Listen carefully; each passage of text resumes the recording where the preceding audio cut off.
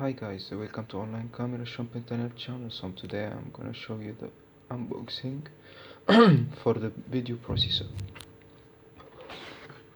So we open it. Like you see here, we have the remote control of the unit.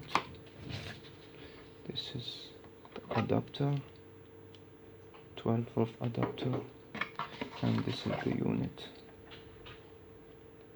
Like you see in the front side of the unit, we have the power LED, we have the exit menu button, auto freeze button, zoom mode button, enter button, and different screen for the camera.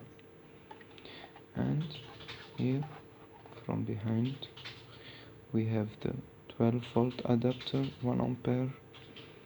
We have the monitor output 1 and the monitor output 2, and we have the camera input 1, 2, 3 and 4.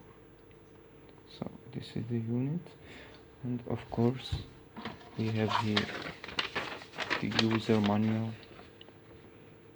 Of course we have different views, like you see here. This is the various displays mode. We have a quad split mode, we have full screen mode and pipe screen mode, auto sequencing mode, high performance freezing function, high performance zoom function, various overlay information like a camera title, time and date, loss and motion message.